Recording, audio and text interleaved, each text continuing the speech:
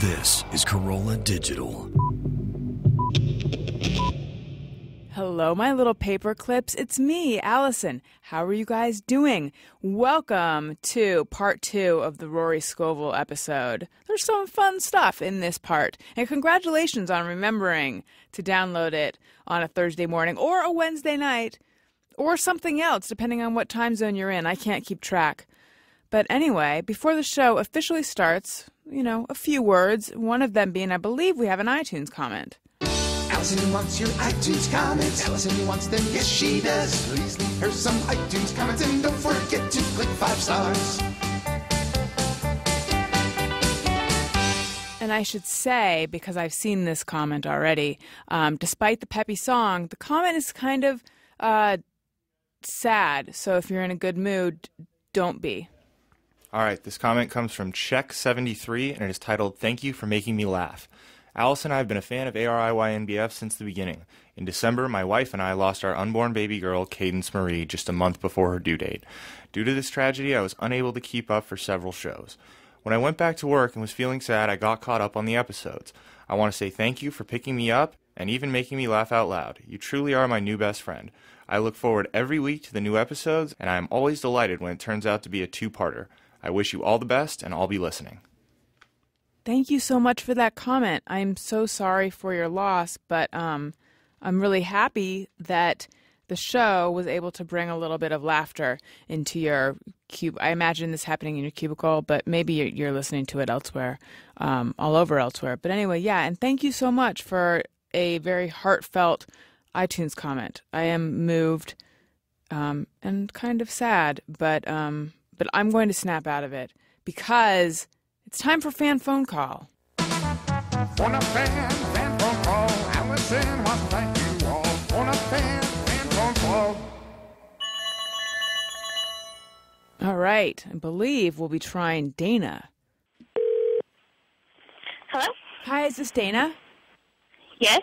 Hey, Dana, it's Alison Rosen from Alison Rosen is Your New Best Friend. Hi! Hi, how are you doing? Good, how are you? I'm good. It's not the best connection, so you probably feel lonely because you don't feel connected to me. I don't feel that connected to you. I'll try to move to a better part of the house. Oh, fabulous. Is that better? Yes, I don't know. I just said yes, actually, because I'm an agreeable person. How's it going? What's going on? Not much. It's snowing a lot here in Salt Lake City. Salt Lake City. What do you do in Salt Lake City? I work at the emergency vet hospital, and I have 4 daughters. Oh, wow. Now, I know of a Dana on Twitter. Is that you? Are you the one are you pretty new to Twitter? Yeah, kind of. Well, my Twitter handle is Moochtown. Oh, there's a different one then. Maybe there's 2 of us. Yeah, well, the other one's not Moochtown. I forget exactly what her Twitter name is, but that's not important because we're talking to you. We're talking to Moochtown, the emergency vet tech person who has 4 daughters. Well, now, what kind of pet emergencies are we talking about? All kinds of stuff, like hit by cars or pets that eat things they're not supposed to, like medications or like a lot of chocolate or something, or just things that have been sick for it's been sick for 3 days and now we'll bring him in because we don't want to wait for 4 days, that kind of thing. Right. What drew you to that? Well, I didn't want to go to vet school, and I've always liked animals, but science more. Like, we always tell people that just love animals, they should be groomers, because what we do can be sad, so you should like science and animals. Uh-huh.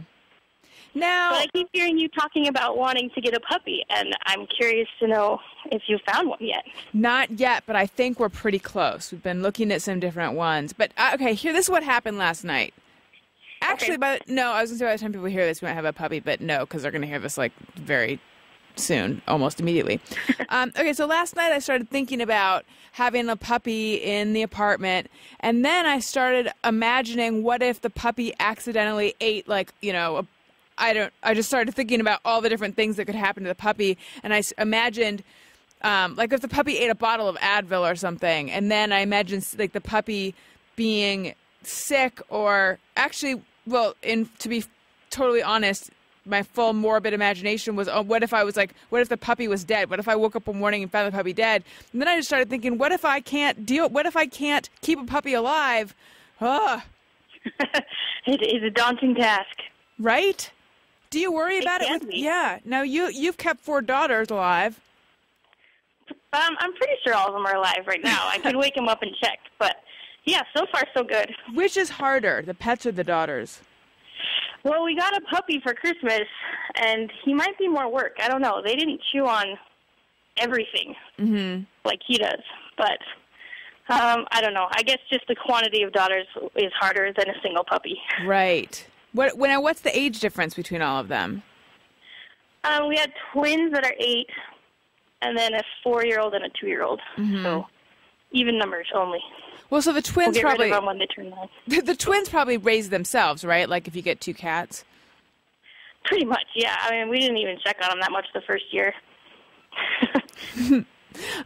What's Salt Lake City like? Right now, white. Not in race, but in snow. But in race as well, right? Not as much as you'd think. It's we're moving up in the diversity category. But predominantly still pretty Caucasian. Yeah, and what made you decide to live there? Is that where you're from? We're from here. I also lived in Ohio, and my husband lived in England for a while. But we're just our family's here with kids. You need your mom. Mm-hmm. So mom's here, and we like the 4 seasons. So, not the band. I was gonna make that. That's why I went silent, because I was debating whether to make that joke or not. Oh boy, beat you to it. I know. Well, thanks so much for letting us interrupt your Salt Lake City evening. Hey, no problem. If you get a puppy and need any help, you can call me anytime. Okay, thank you. Actually, there is one we looked at that we're not going to get, but it has undescended testicles. Thoughts? Oh yeah, you don't want that. Yes, why? That's what I heard. I heard that the surgery is a lot more complicated. It is. It's just a longer surgery. I mean, it's more like a spay for a female dog. They have to open the whole abdomen. Right. Instead. Oh, really? The whole abdomen? Yeah, pretty much, because you never know where they're going to be. They can't just reach around up in there through the urethra? I'm just kidding. I know they can't. Yeah. I mean, how could it be like up in the dog's armpit? Where is it floating around, you know? Anywhere in its lower abdomen. So, like, behind a kidney or a liver or somewhere in there. Is it like a search and rescue mission? I mean, are you really like, where is that motherfucker? Yeah, we train gerbils to go in and find them. Like SEAL Team 6, kind of? Yeah. Oh, what's the weirdest place you've ever seen a dog's testicle? Like outside of the dog or inside of the dog? You can answer it as you choose. Well, we had a vet that would keep them and once made a necklace and gave it to another nurse at a Christmas party. Oh, my God. How did this person keep his job? Well, and friends. Humor. Oh, really? Yeah, the things we keep in jars. Ugh. What does it look like on a necklace? Is it like a Cheerio? The older they get... Or like a prune? Not like a cute necklace. Depends on what size dog they come from, I guess. I mean, I honestly, and I'm not even pretending, I honestly have very little idea of what a dog's testicle on a necklace would look like. Is it like a peach pit?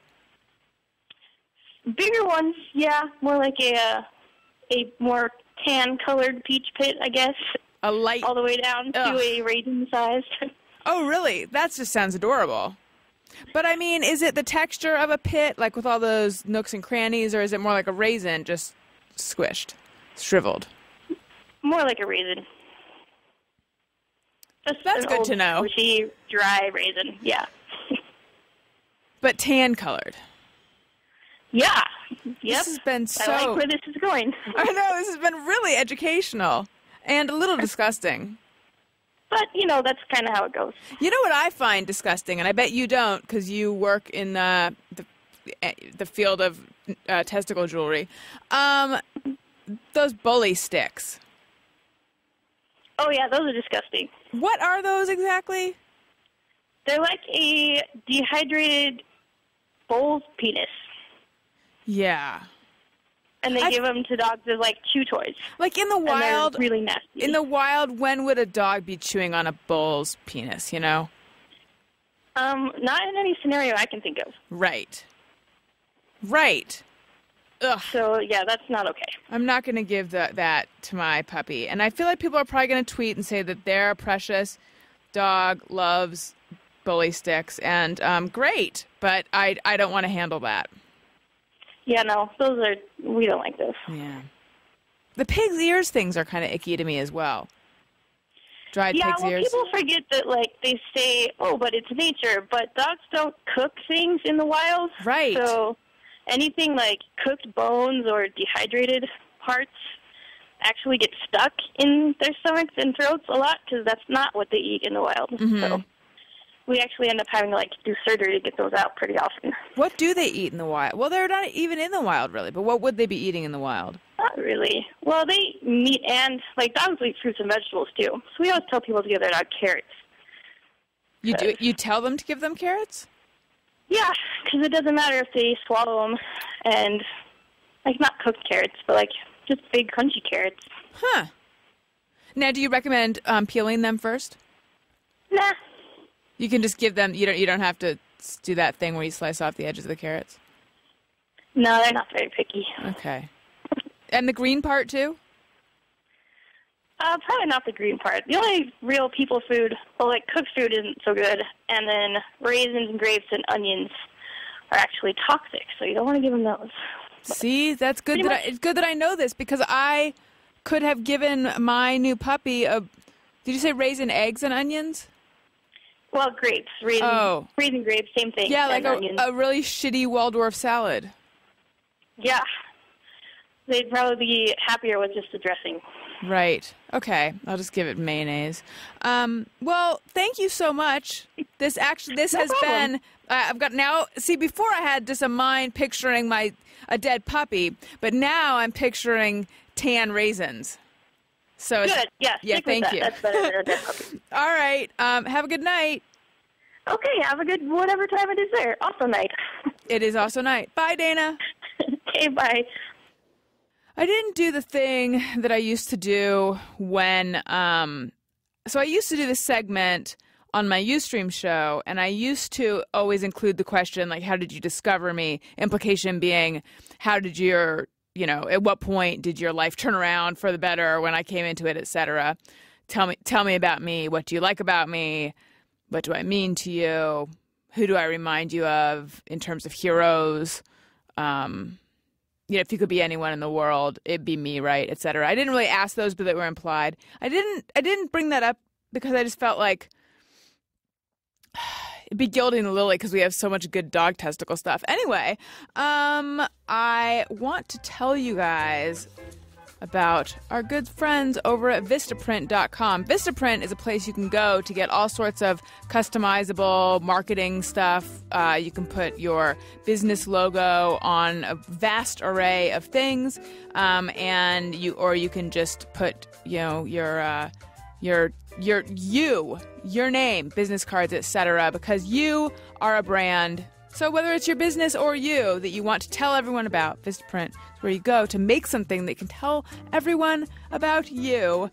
And right now, I would like to draw your attention to their calendars. I've said it before, and I'll say it again. I'm a fan of calendars. I like to be able to look at my wall and see both what day it is now and if someone says, hey, January 17th, I'd like to be able to be like, oh, no, that's a Friday. I don't know if it is or not because I'm not sitting in front of a calendar. But at Vistaprint.com, you can get a personalized calendar. It's a constant reminder of your business. And you can pre-mark dates when your business is having a special offer. You can add coupons and reminders to order products by a certain date. Everyone needs a calendar. If you think you don't, you're wrong. And you know how you'll know you're wrong? You'll go somewhere. Perhaps a party. Maybe it's a potluck.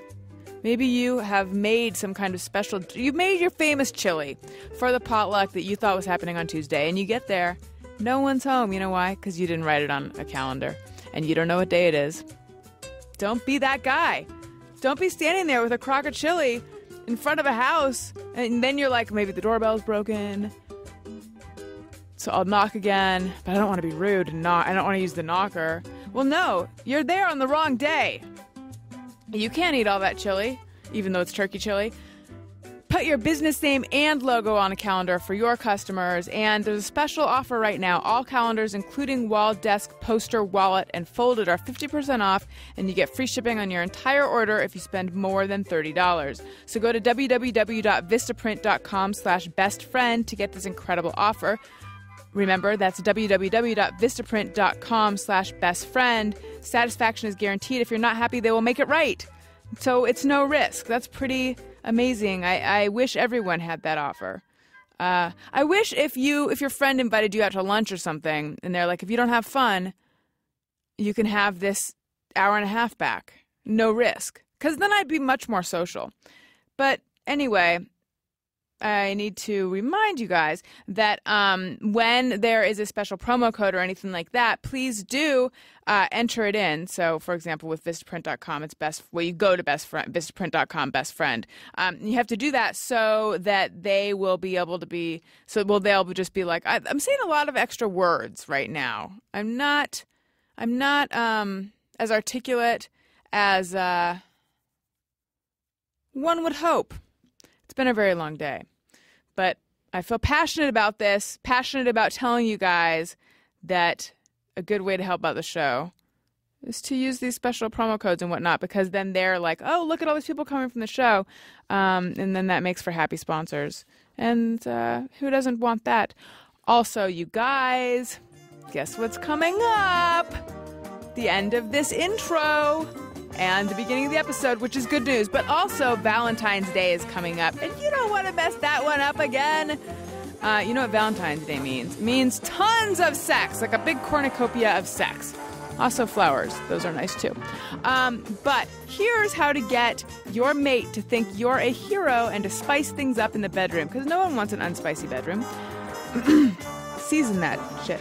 Go to bettersex.com and learn how to dramatically improve your sex life and make sex fun. Aren't you tired of sex that's serious? Like book sex? Make it fun. Bettersex.com has thousands of items to add intense pleasure to your love life. That is your sex life. You can do that. So turn it into a deliciously wicked ride. Because great lovers are made, not born. And I was thinking about it. It's a good thing great lovers aren't born, because that would mean that you are hitting your sexual peak way too young. Like, you're probably some kind of prodigy, like a sexual prodigy. But still, I feel like it would affect the rest of your life in a not good way. So that's why great lovers are made, not born. All right, you guys, it is now... I'm sorry I've taken up so much of your day with just talking. But it's what I do. I can't stop. And I'm in love with you guys. So here's the episode. Please love it. I love you. Alison Rosen. Alison Rosen is your new best friend. Alison, with her the good times never end. Alison Rosen, doing the wavy pencil dance again. Alison's your new best friend. So that's kind of what led me out to Los Angeles. Was like, it just feels like the right pace for, I always say that I'll never stop doing stand-up. I don't really know that. I love doing stand-up right now, and I can foresee myself doing it for a long time. But right now I'm really interested in also trying to become a good actor. Like, I think I'm okay doing like silly comedy stuff just because of stand-up, but I would actually like to see if I can be an actor. Mm-hmm. And the only way to do it is, to be here and try to dive in. Are you taking classes or anything like that? Because no. I have a similar thing where I feel like I used to act a long time ago, and I haven't in so long, and it's only occasionally when I go on auditions that I think I am rusty. Like, I feel like this is bad acting that I'm putting forth. And that's in quotes, like infomercial style, bad acting, possibly. And then I think maybe I should take class, because I know that I could be good. Right.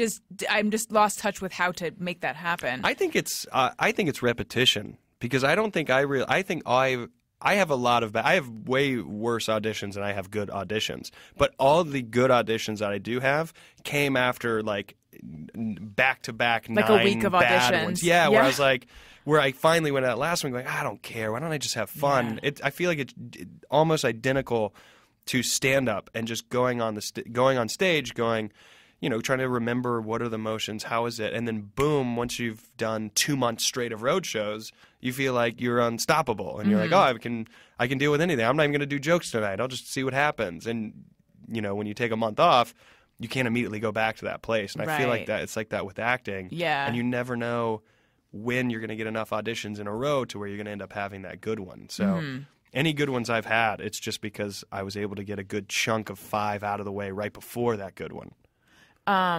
Do you get nervous before auditions? Yeah, I get really nervous. I'm starting to get a little better at because I'm doing more stand-up. My agent now is getting me like more stand-up work.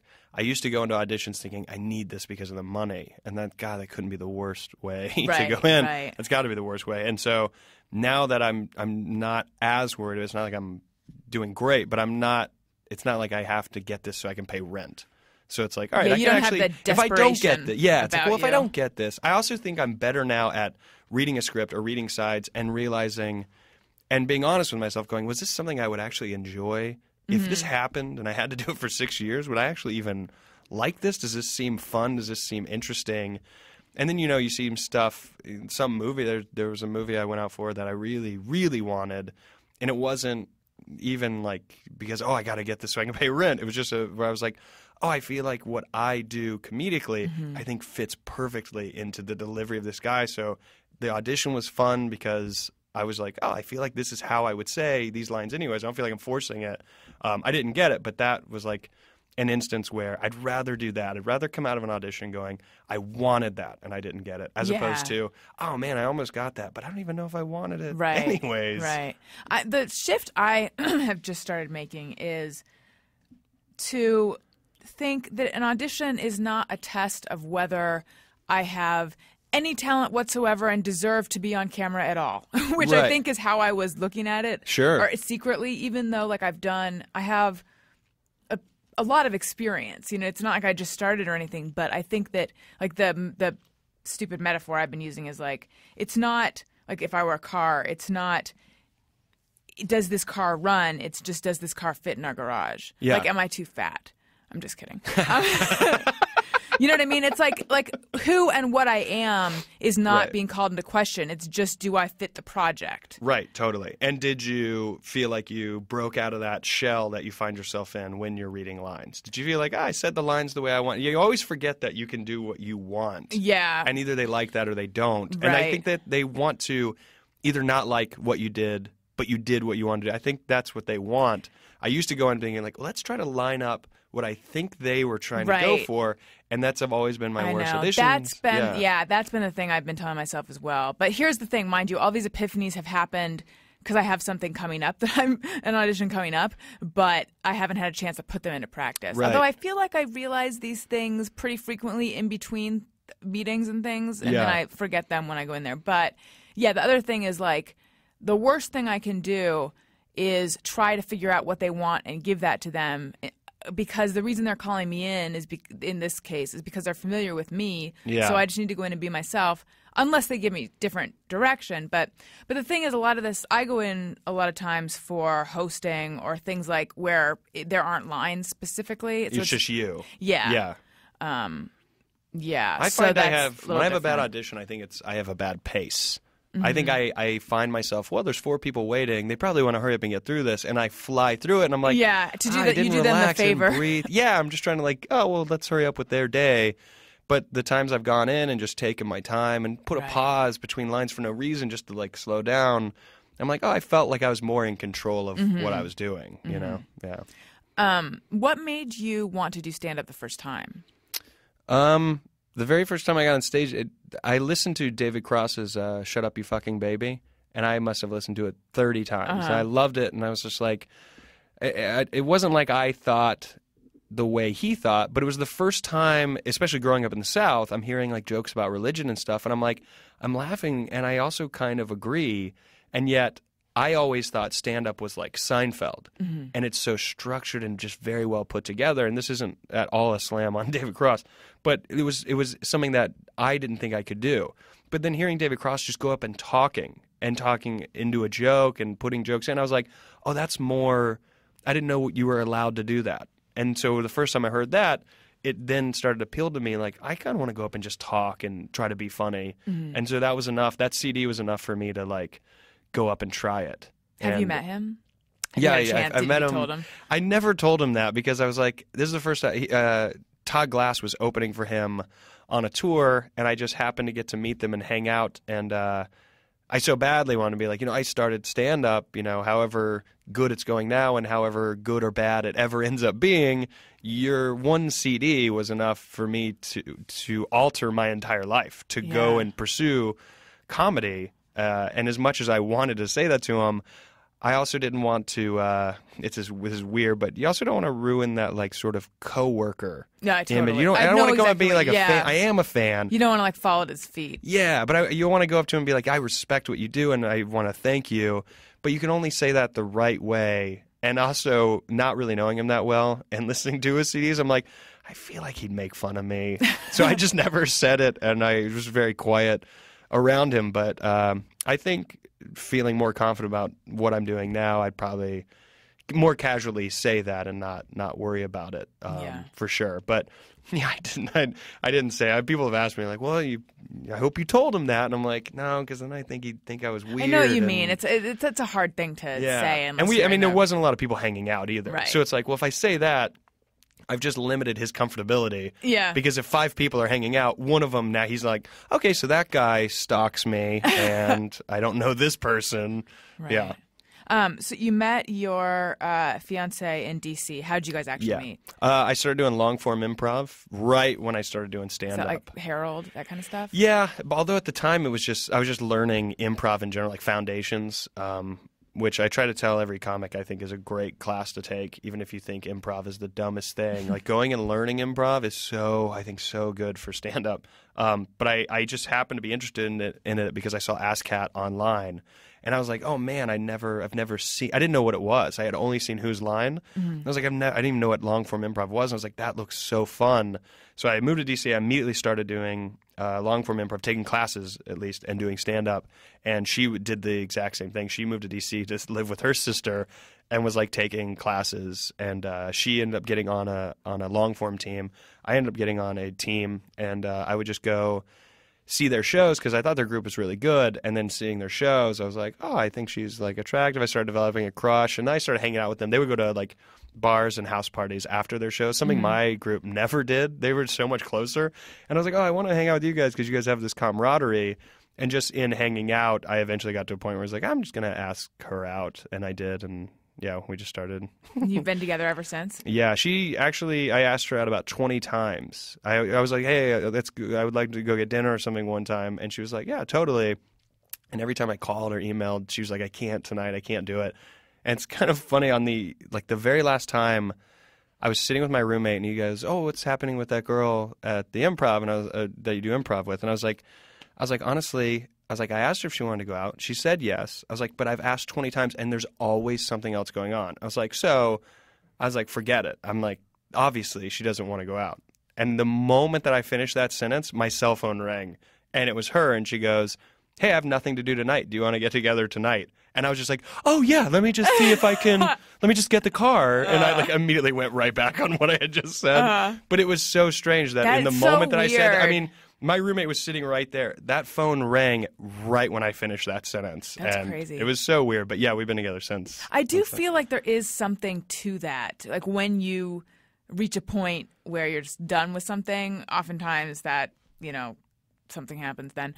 Had you been in many relationships before? Because this was when you were in your early 20s, right? Yeah, I think I would have probably been around 24, 25.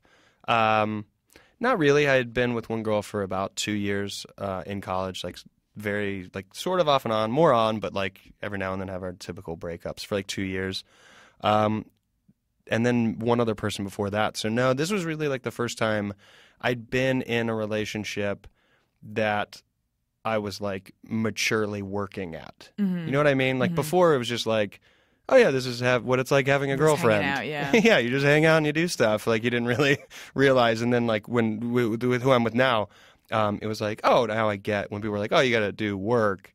You really do have to decide, do I want to work at this or do I not? And I would say this is my first like really fully committed relationship. Yeah. What kind of work do you mean? And, just like being willing to say you're sorry or like get rid of your pride. It's like, especially when I was younger in like like high school or college, you're not that person, and you don't want to be the person who ever thinks you're wrong at all. Right. So I think when I say like do work in a relationship, I mean be willing to admit that you're wrong, or be like, yeah, you're right, I shouldn't. Because especially being a comedian, if she ever came out to shows, I immediately always got lost in hanging out with comics and didn't realize that I was like abandoning her at parties or shows.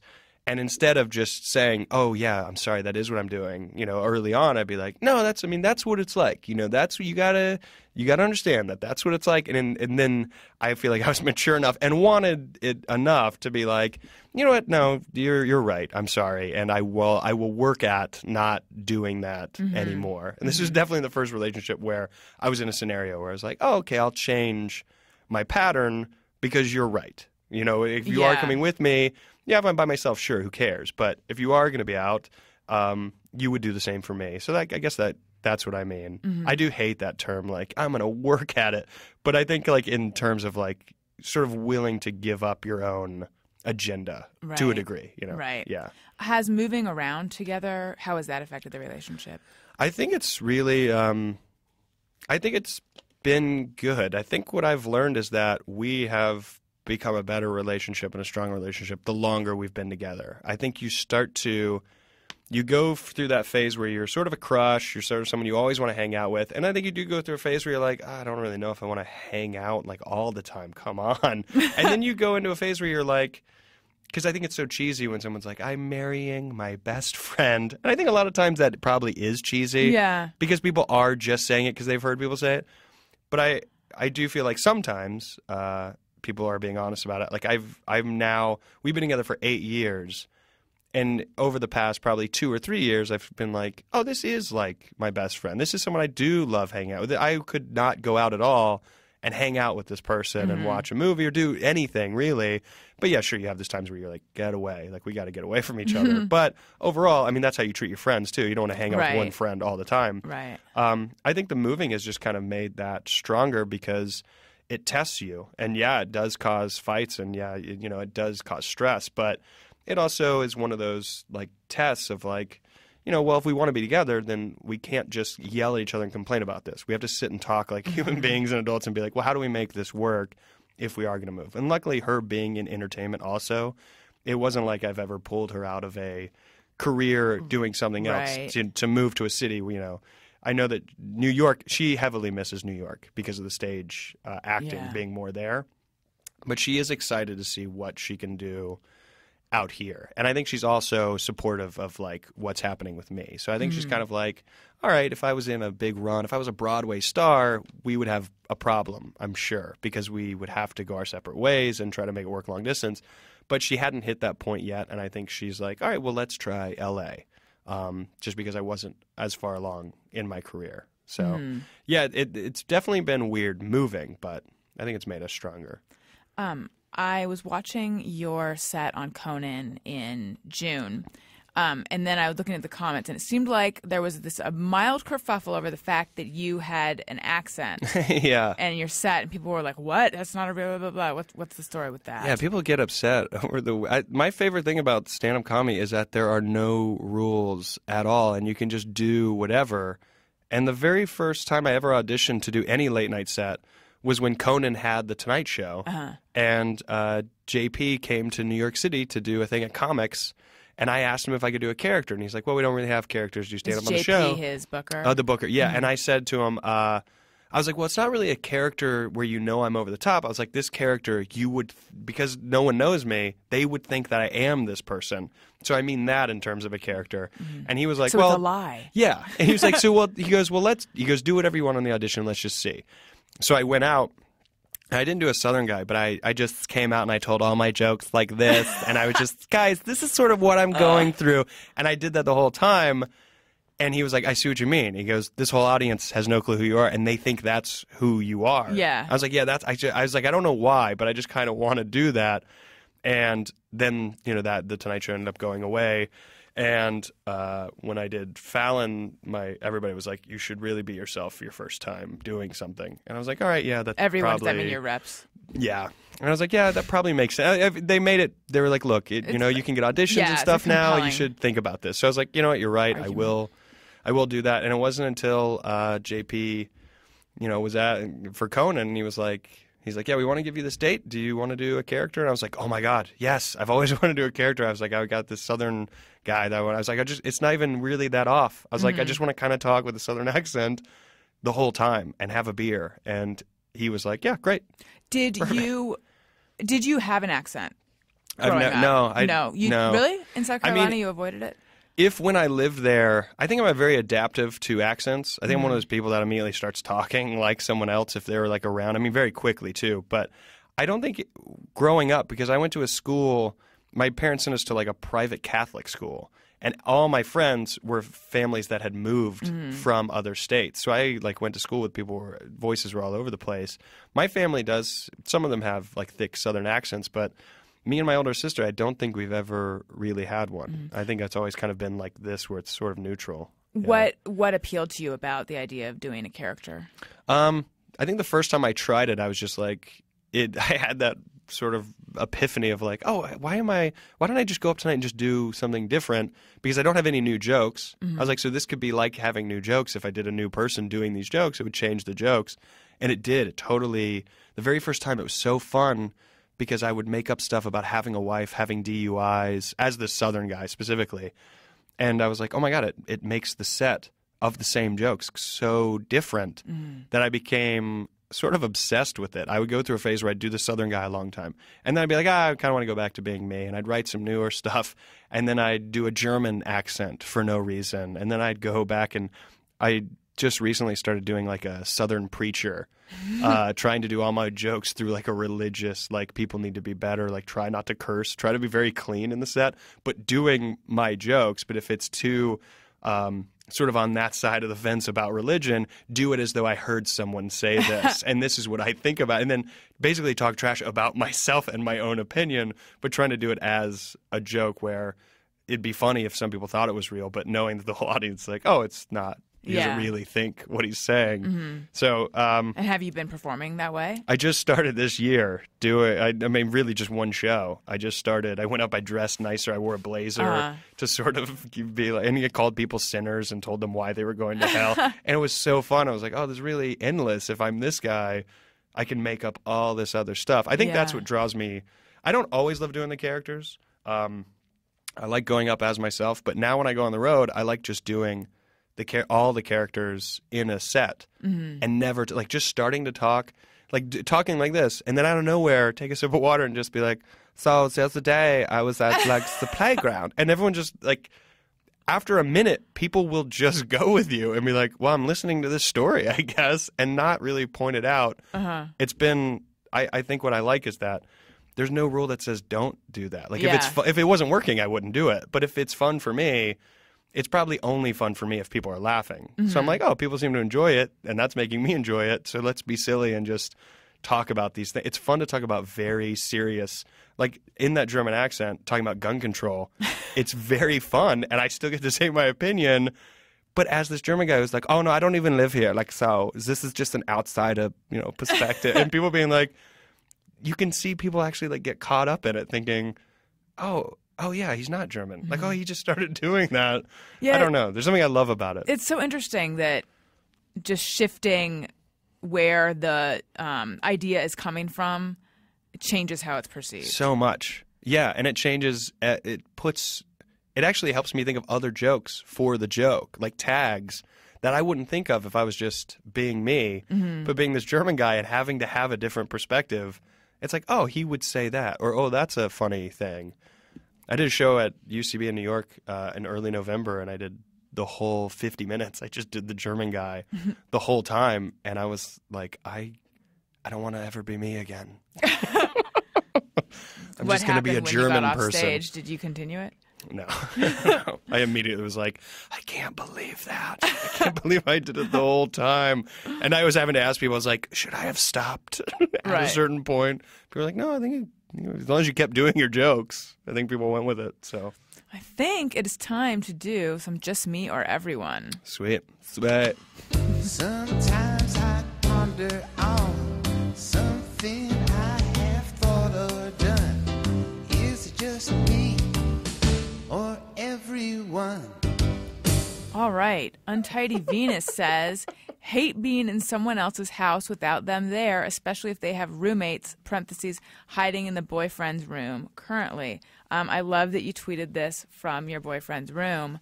I'm trying to think. It's been a while since I have had that feeling. No, you know what? I don't think I hate being in someone else's place without them there if I can hang out in their room. Yeah. Yeah. I think so.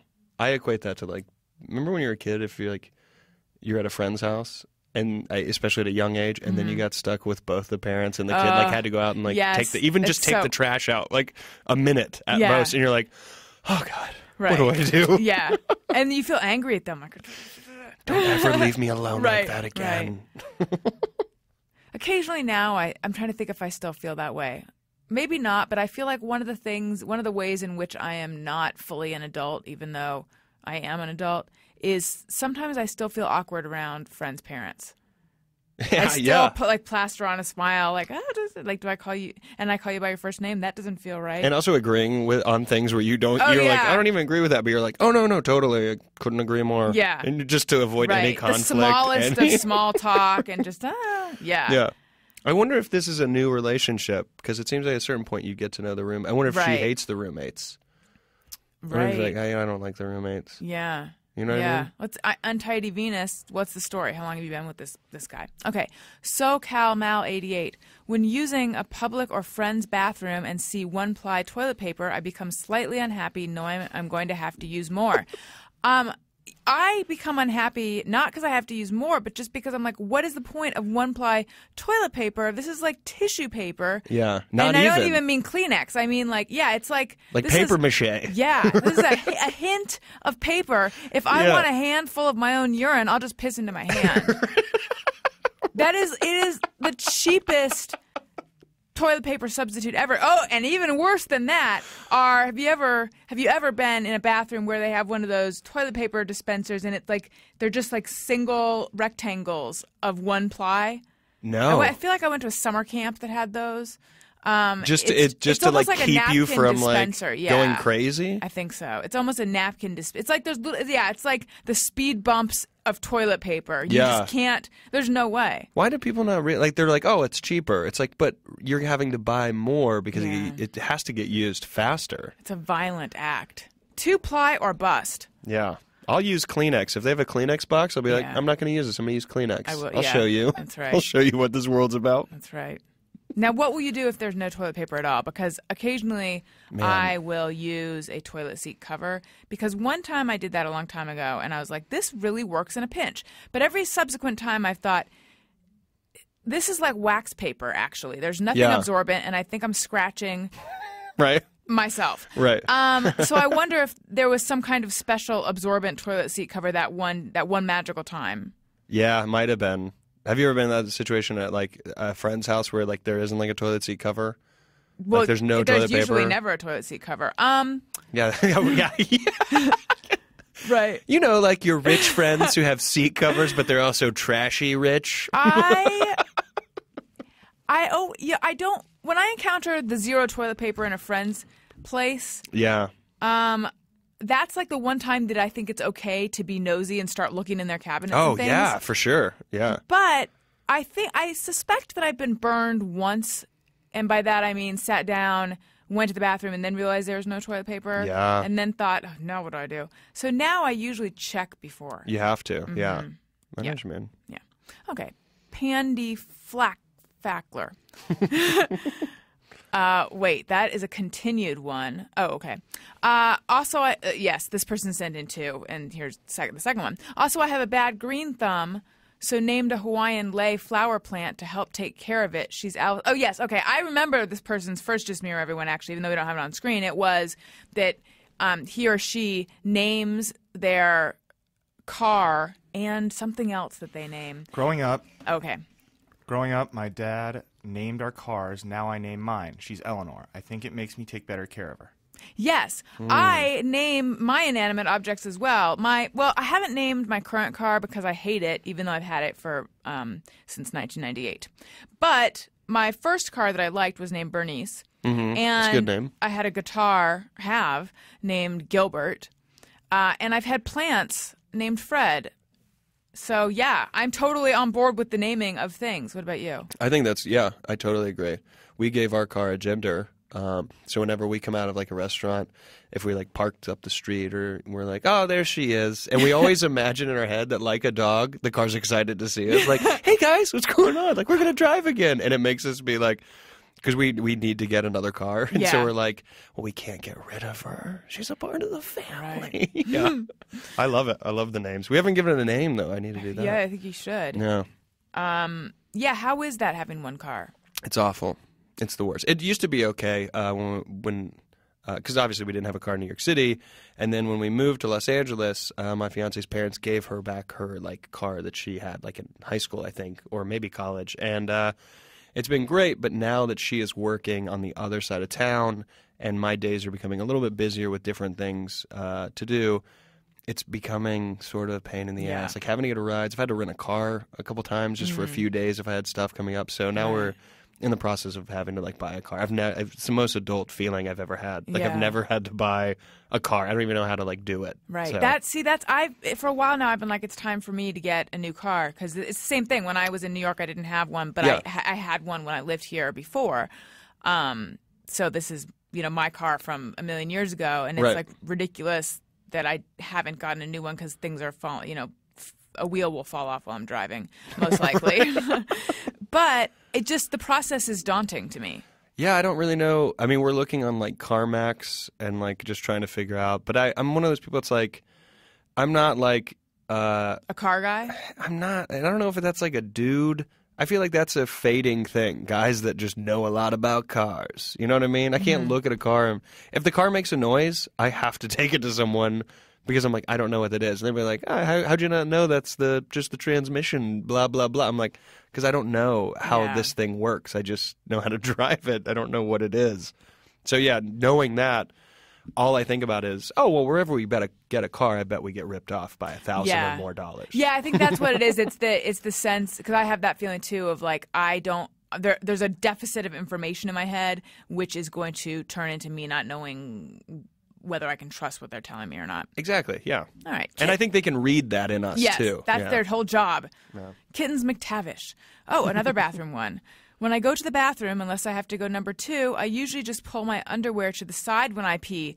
No, I've never done that. No. My aim is not that good. I kind of want to try that, though. Here's the problem with that. Unless you have gigantic vagina lips. I'm assuming you're female. If I pull my underwear to the side, I would have to be holding it the whole time. I don't think I could just get it to perch there. And so then I'm going to pee on my hand. Seems like more work. Yeah. It doesn't seem like, you're not speeding up the process. Right. I mean, how long does it take you to pull down your pants and pull them back up again? I mean, how far in your ass are they that it's like a whole process? Yeah. I don't know. I mean, I know guys like have like the little hole cut in their underwear. I've never in my whole life used that. It was news to me that guys don't use that. Oh, really? Yeah, I just assumed that's what it's for. Definitely some do. Some have to. I don't think that many do, though. Gary, you use it.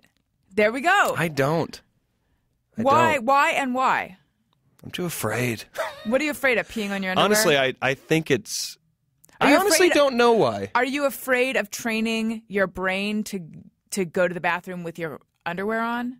No, but that is valid. I think that's valid, but no. Because sometimes I think to myself, as like sitting here on this chair in the studio, if I wanted to just, if I wanted to pretend I was sitting on a toilet right now, could I make myself go? I think I could. It's a dangerous game to play. Yeah, because finding out is obviously the worst. But so Gary, why do you? Convenience in certain, not every time, but or like a public place where I don't want to like expose your buns? Or like possibly bump by my belt or something into the dirty urinal stall or whatever. Yeah. Huh. All right. Bryant Rich. In chase scenes, I worry more about the third worlders having to rebuild their ruined market stalls than I do the hero escaping. You're a better person than I. I agree 100%. With me or him? No, him. Oh, you do? I think about it. I'm like, God, this is going to cost so much money to redo this. I like that you guys are that invested in the story that you believe that it's real like that. Well, but when people destroy their guitars and things like that on stage, that bothers me. As opposed to thinking this is just, I made a lot of leaps in my head. No, I think it's, I get it. I feel like that's, like so destructive. But really, it's just helping the economy of whoever or whatever, Well, now does he mean like in the, I see, like, he means like in the reality of the movie. Yeah. Why do they have to be third worlders? Does that mean like third party participants in the story? Or is it like... I read that differently. I just read it as a Bourne movie where they're in Indonesia going through a chase scene. That's how I... Yeah. I mean, that's what I picture immediately, but I don't... Or he like doesn't mean Homeland. like a third world. I think he means like a third party being privy to this chase scene. No, like I think like that he any means, of us, right? I think that he means third worlders where they can't necessarily afford to rebuild shit like they could. Oh, that is totally what he means. Or like Homeland or something. That's totally what he means. Yeah. I think that's how I interpret it. Yeah, So, I agree with him. I have had that thought. I've been even not like in that set, any kind of destruction. Like even in the Avengers, I was like, what is this going to cost to rebuild New York City? all right, RJRHQ, shoving the Q-tip so far in your ear it makes you cough involuntarily. Yes, I've had that. Oh, really? I think so. I definitely have had a feeling of a Q-tip in my ear, like making me... I'm not sure it's a cough, though, but I felt it in a weird place. I've hurt Makes me myself, fart. like, doing just uncontrollably, like, for a minute straight. And you push some kind of lever. A hidden ear lever. I've done it It's where like I've, like... It's like another G-spot. Right? Like the one you don't want to find. Yeah, exactly.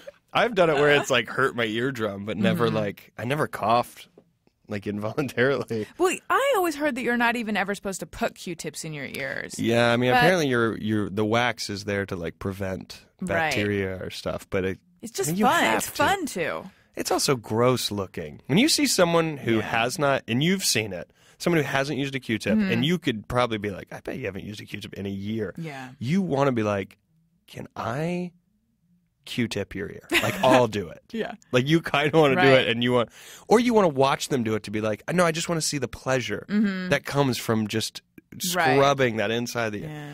I probably overuse Q-tips. But Do you do what I do, which is you look at the Q-tip after, always, yeah. and then you're like, I was not expecting that color Yeah. or that shade. And then you expect, the other one will probably be just as plentiful with whatever happened here, but it's different. Or nothing. Yeah. I hate it when it's nothing. It's weird when it's weird when it's nothing. Yeah. Yeah. It is fun to go could a never- week and not use a Q-tip and then use a Q-tip. I mean, that's all for me. That's almost orgasmic. It's like, Yeah. like that. It's like someone giving you a massage. You know what I mean? Like, oh yeah, get that out of there. I kind of want to do that now. Yeah. Yeah. I really never have any idea what I'm going to find. Yeah. When I think there's going to be a lot, there's very little. When I think there's going to be a little, I'm surprised by it. Just What chunks. was that? Yeah. Ugh. Nick S. Good, it's about food now. When eating snacks with various colors or flavors, i.e. Skittles, I eat them in an order that maintains equal amounts of each flavor. No, I don't do that, although I could get behind doing something like that. I used to save the best for last when I was a kid. Whatever any my meal. favorite. More specifically in if there was an array of flavors. Okay. Like Smarties or Skittles, and I saved the best for last. But then at a certain point, I realized But why take in all those grape-flavored calories since I don't like the grape ones or whatever? Anyways, if you don't even like them. Yeah, Right, so now I just, get rid of the... Just to maintain peace. Initially, with anything that involves grape, I give away the grape flavor. Yeah. I mean, I like grapes, but I don't like fake grape flavor. With a meal, I'll eat the thing I'm least interested in first. Mm-hmm. And I've always wondered if that's weird. Like if you had a turkey dinner, you got turkey with some gravy on it, mashed potatoes with gravy on it, green beans, and a roll. What are you going to eat first? The roll. Really? Mm-hmm. See, I would go with the green beans. I'm like, I bet Really? I like this the least. So I'll start with the thing. At my most hungriest, I eat the thing I'm least excited about. Yeah. And I think that's weird. Where does that come from? I don't know. I feel like I think there are a lot of people that do that, though, yeah. And I don't know why. I don't know think why it it's our comes thought from- process of giving pleasure at the very end. Yeah. Yeah. But what about the idea that, especially in that specific scenario where it's two hot things, you're diminishing the quality of the thing you like more by waiting?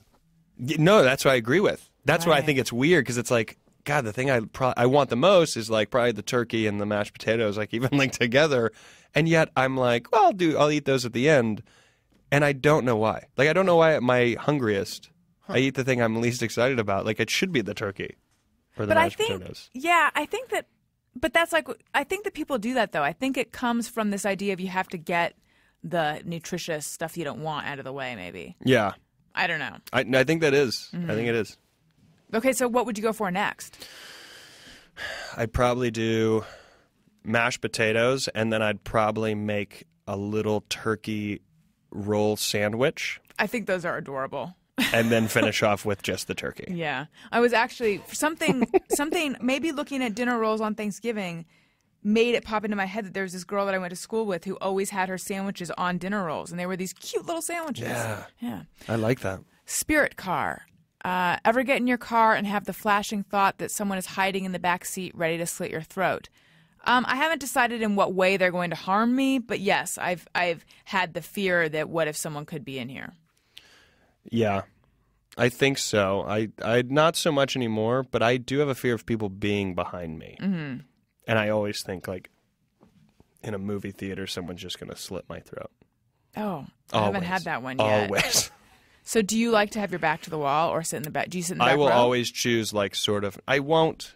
No, I do try to sit like in the middle, or like what I would consider like a good seat. But Right. I know I'm like, this isn't going to happen, but this is a legitimate fear. Do you and your fiance do you guys call each other fiance? Is that how you refer to each other, or do you say your girlfriend, or do you just say Jordan? I just say Jordan. But Okay. if someone, I've started to say fiance if I'm like talking about her. Yeah. Right. Do you guys like to sit in roughly the same place in the theater? I think so. Yeah. That's good. Yeah. I mean, I tend to like a little further back, yeah. but Daniel likes a little further up, so we sit back. I'm so like IMAX movies. Did you ever go to the IMAX in New York City, like the legit one in No, Lincoln I never Center? did. Mm-mm. It's the only like real one that's like 80 feet. Like it's the only one they have. All the others are like McMansion IMAXs. I did not know that. So for The Dark Knight, I went and got in line 3 hours before, because in an IMAX theater, if you're not sitting in the right spot, it's like, why did you even pay this money? Because you cannot see anything. A friend of mine got us tickets to go see Transformers, said he was posting up. He's like, I got great seats. We were off to the side and a little too close. And I was like, this is the worst seating ever. Yeah. Mid to back at IMAX always. I want Noted. people to put that in your back pocket. Never forget that. Mark Temps 59. Oh, this is perfect. I always hug with my eyes closed. Man, woman, relative, friend, lover, doesn't matter. No, I don't think I close my eyes when I hug. Maybe I do if it's a goodbye to my fiance. Yeah. If I'm like, oh, I'm going to be gone for a week. Yeah. Come here. If it's a like, I'm gonna nestle into this hug and sit here for a while. Yeah. I will. But if it's just just another hug, I don't think I do. Yeah. I'm gonna think about that from now on. My friend Mandy Johnson, do you know her? No, but that sounds familiar. Her and Joel run like super serious shows. She gives the best hugs because she holds you for like 15 seconds and doesn't let go. And when you let go, you're like, that's Pete. We talked about it on the Pete's podcast too, but it's like, that's how long you should hug. You should hug someone and be like, look, this is a hug. Like, not a stranger. Right. But the more that you know someone's like, hug them. Really hug them for like 10 seconds and be like, there you go. That's my hello. Now, how much of what you and I talked about was already covered on Pete's podcast? None of it. Well, not that. We did talk about my mom, but I feel like we talked about it. So your questions were way different. Way better. Don't tell Pete that. Thank you. I was going to ask. And then the hugging thing, just because of that question. But the hugging thing made me think of it because she seriously hugs. It's like the first time I hugged her, I you let go, and I was like, oh, she's still hugging. I should keep hugging. And then after she was done hugging, my first thought wasn't, oh, God, why were we hugging so long? Right. I was like, God, what a great hug. Yeah. That's the thing, is that people usually want more physical affection than they get from people they don't know that well. I guess. Interesting. I think. I like that. Yeah. Well, It's weird. gosh. It's different. Was that one of your characters? This is one of my guys. This has been so much fun. Thank you so much. Thank you. We didn't do Hey, Go Fuck Yourself, although I think I did tell a lot of people to fuck themselves earlier, and I can't remember why. But You said you're talking about New York too much. oh, yeah. Yeah. Let's just give them just a little one of these. Hey, go fuck yourself. Thank you. Is there anyone you need to tell to fuck themselves? I mean, anyone in general who just leaves negative comments. That's who we usually on highlight. anything. Yeah. On anything, for all things. What is your life like? Well, how is it on Twitter for you? Ugh. Twitter's all right. I don't really tweet a lot. I've tried to, but no one really ever, I never say anything I think that's, maybe controversial where someone would say something mean. Mm-hmm. Someone will make, a smart-ass comment if, a joke isn't funny, but sometimes I agree with them. So I'm like, all right, you're kind of a dick for pointing it out, but you're right. So, All right. But in general, negative comment people, we say to them, Hey, go fuck yourself. all right. Well, so where can people find you? RoryScovel.com? RoryScovel.com, on Twitter, at Rory Scovel. Yeah, that's about it. All right. And you can tweet me at Alison Rosen. You can tweet, or you can follow the show's Twitter feed at ARIYNBF. You can tweet Gary at GPatrickSmith. You can email the show, ARIYNBF at AdamCarolla.com. And there's a special bonus episode, which is available in the comedy album section of the iTunes store for $1.99. And that is the show that I did at the LA Podcast Festival. And the guests are Doug Benson and Greg Proops. And I'm realizing that we forgot to play the closing Just Me or Everyone song. So next week we will definitely do that. It's Greg Proops sang it, and it's funny. And I love you guys, and I will talk to you later. Bye. Hey, do you know about the Alison Rosen show? We had a good time, but now we gotta go. Choosing the Alison Rosen show. Alison Rosen is your new best friend. That's right, that's right. Those good times don't seem to end. That's right, that's right. Alison Rosen is your new best friend. Know about the Alison Rosen show. We had a good time, but now it's time to go. Hope to see you next time for the Alison Rosen show.